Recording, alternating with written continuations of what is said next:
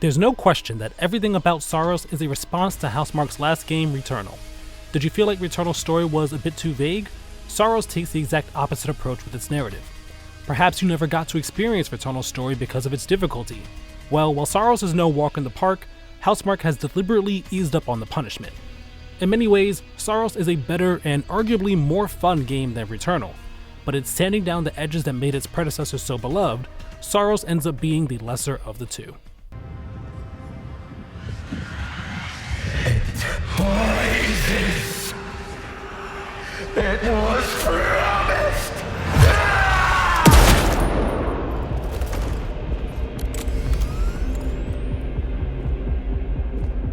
I need to know that I just made the right decision. It's me, boss. Set on the alien planet Carcosa, you play as Arjun Devraj, an enforcer for the Soltari Corporation. After losing contact with the first three groups sent to the planet to set up a mining colony, Arjun's team, Echelon 4, arrives to find out what happened to them and continue their mission. Meanwhile, Arjun has his own goal of finding a woman named Nitya by any means necessary. Similar to Returnal, the premise isn't anything complex. However, Saros largely eschews vague, abstract storytelling that leaves much up to interpretation in favor of a narrative that's told in a relatively straightforward manner. Audio and text logs scattered across Carcosa are still utilized to offer tidbits of information both big and small, but many of Saros' significant story moments come at your base of operations, the Passage. It's home to each of the major events that push the story forward, as well as separate conversations you can have with Arjun's teammates about recent events and how they're holding up. Although we don't spend too much time with them in the grand scheme of things, I did grow to care about each member of Echelon 4. Rahul Kohli absolutely shines though in the lead role. Arjun isn't some valiant knight in shining armor.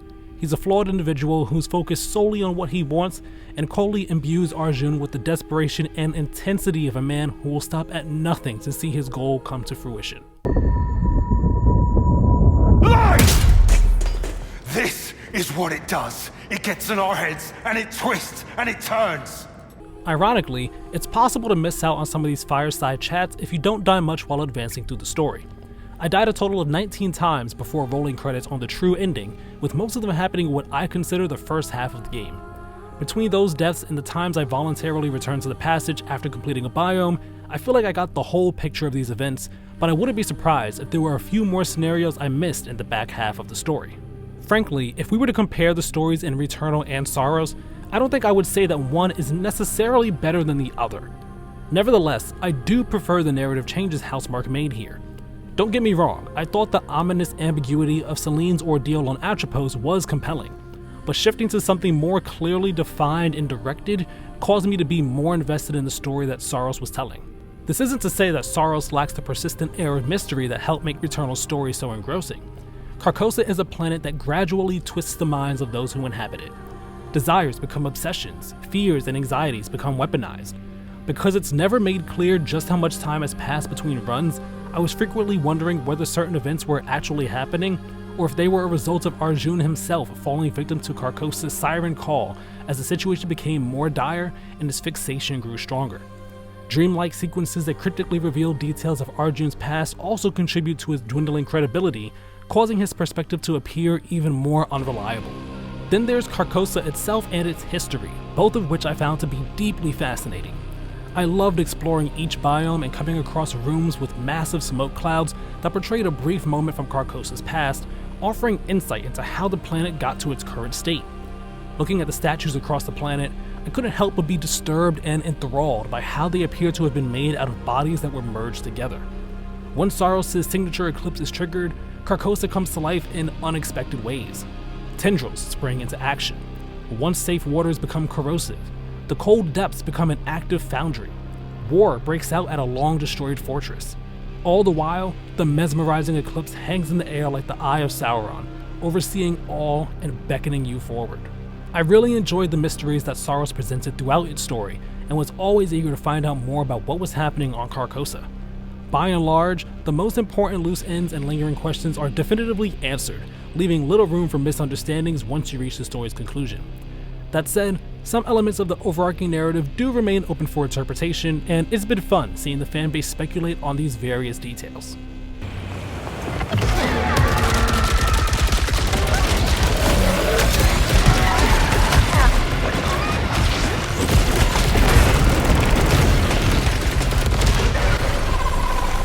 As I said at the top of this review, Saros is a response to how people felt about Returnal, and nowhere is that more true than in the core gameplay. Saros is still plenty challenging, but it's not punishing. Instead of making you feel like a survivor, Saros wants you to feel like a conqueror.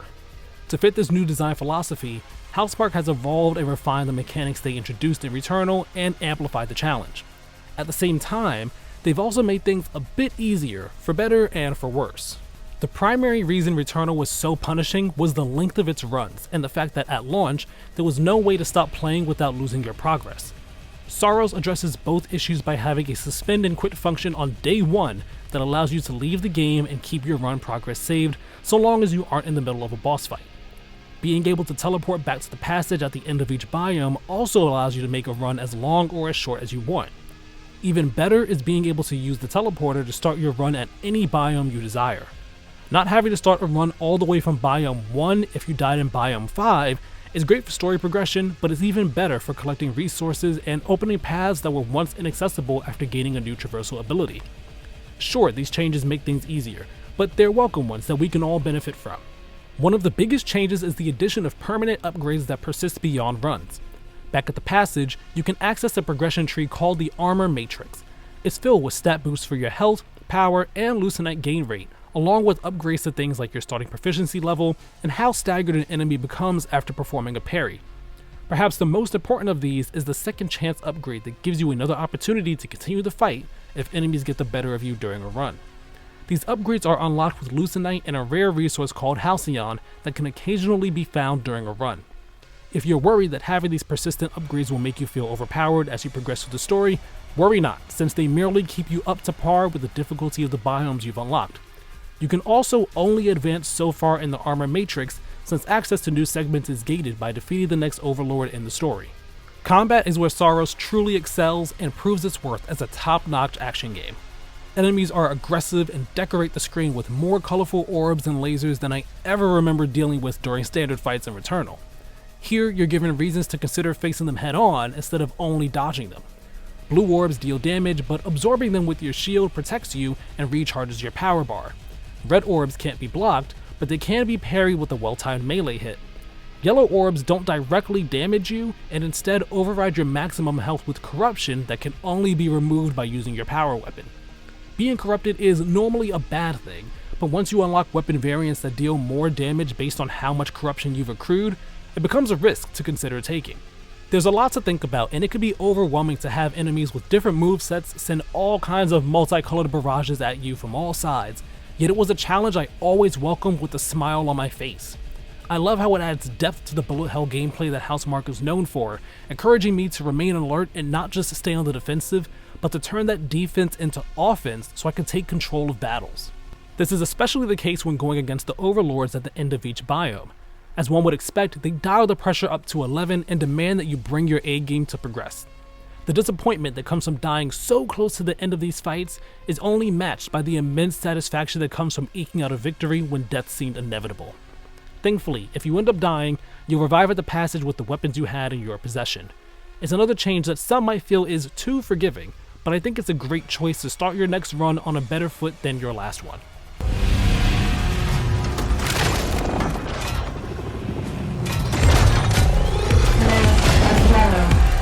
Speaking of the weapons, Housemarque has once again done a great job of creating an arsenal that's wildly fun to use and largely easy enough to pick up and understand within minutes.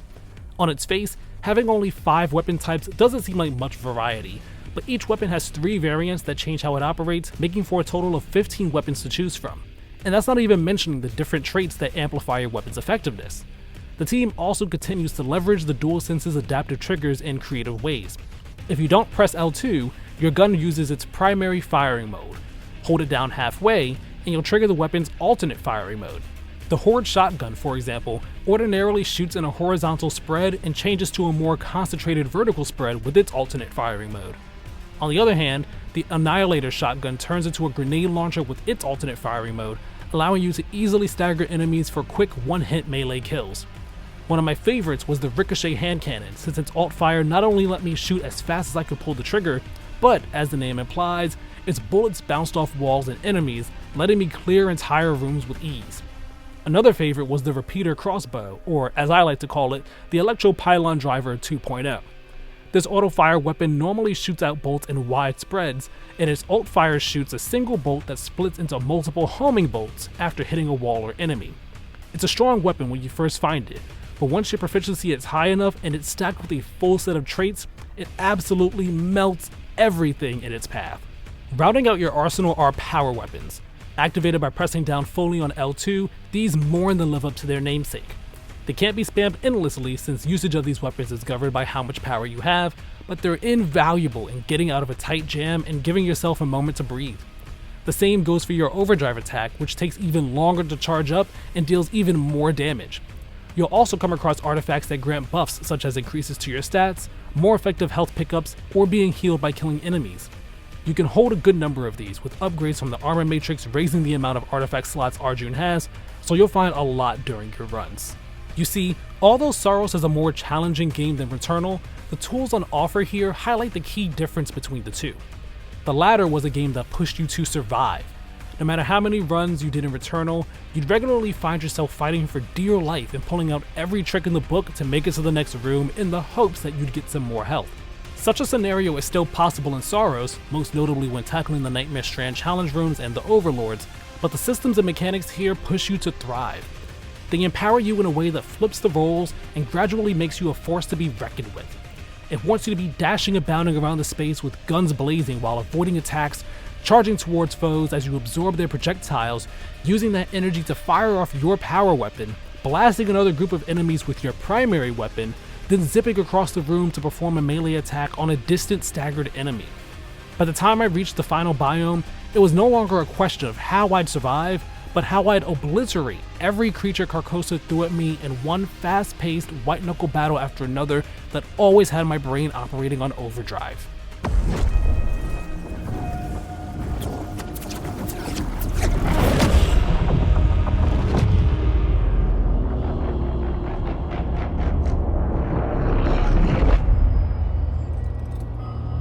Where Saros begins to falter is in its roguelike systems, which are lacking in comparison to Returnal. The rooms in each biome are now less partitioned by doors and more seamlessly connected, creating a feeling of free and open exploration throughout the planet. There are also some pathways that are only accessible during the eclipse, which gave me more reason to activate it at the start of a biome when given the opportunity. I quite liked this sense of boundless discovery during my first few runs of each biome, since it added to my immersion, but as I reached the end game, the lack of segmentation started to detract from the experience. The reason being that there's less randomness in the rooms you come across in each biome. When there's less randomness and you can always see the room ahead of you, runs become exercises in familiarity. There's power in the few seconds of mystery surrounding what's in store for you next, and Saros doesn't have it. I mentioned before that you come across a lot of artifacts over the course of a run, and on one hand, it's cool to be essentially drowning in riches. However, on the other hand, it dilutes the impact of finding them. Once you activate the Eclipse, artifacts become like the parasites in Returnal and gain debuffs called corruption effects. Sadly, the pairing of buffs and debuffs isn't the best. Sometimes the buff was minor enough that it didn't matter whether I took the artifact. Other times the buff was really good and the debuff was something inconsequential like taking fall damage or dealing less damage while standing. Then there are the debuffs, such as having longer dash cooldowns or dealing less damage at low health that are obviously not worth the minor buff that they're typically paired with. For the majority of the game, I rarely felt a strong push and pull between whether or not I should take an artifact. The notable effects that came with parasites and the fact that you can only have a maximum of 5 meant there was significant weight behind choosing one in Returnal. All such weight has been removed in Saros, causing artifacts to play second fiddle to your weapon choice. Instead of being real game changers with a major impact on the rest of your run, they feel more like slight enhancers.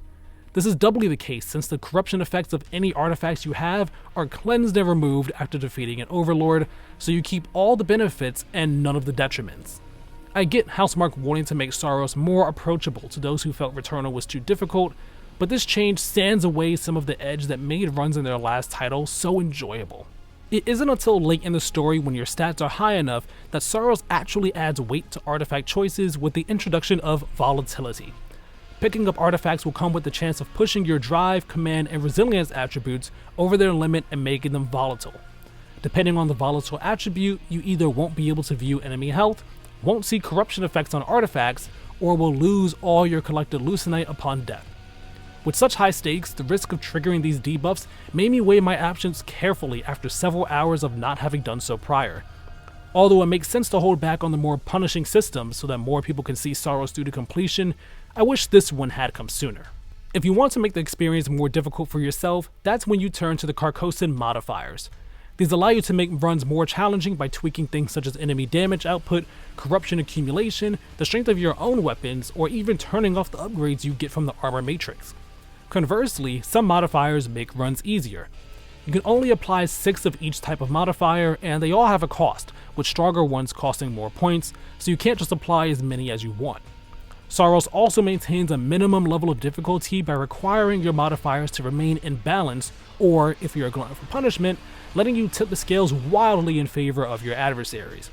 There's a setting that you can disable if you want the game to be under-leveled, so you can steamroll everything that crosses your path, but Housemarque is pretty clear that it's not the intended way to play. I went through roughly half the campaign without using any modifiers before turning some on in the last half of the story, and found it to be a respectable challenge both ways. Even though the overall balance of my modifiers tilted things a bit more in my favor, I still had my fair share of close calls, so I never once felt like Saros became too easy or too hard as I made my way to the story's conclusion. They're a neat way to fine-tune the experience and completely open the doors for different kinds of challenge runs once you roll credits. Still, it's disappointing that there's no incentive to overload the negative modifiers. I know that some out there live for the whole make your own fun philosophy. I too could be that person at times, but I still need something to push me over the edge. Something to say, why don't you give this a shot and see how exciting this can be? Offering more upgrade resources for the armor matrix would be a great incentive for completing these types of runs, especially since Halcyon is needed to unlock many late game upgrades. All of these flaws come together to create my biggest disappointment with Saros, the lack of replayability. Upon completing the story, all that's left to chase are the final upgrades in the armor matrix and any remaining audio and text logs. Beyond that, unless you start a new save file, it's up to you to make your own fun. Returnal was no stranger to this either, especially before the Tower of Sisyphus was added as post-release content, but the strength of that game's systems made doing subsequent runs continue to feel like an exciting endeavor.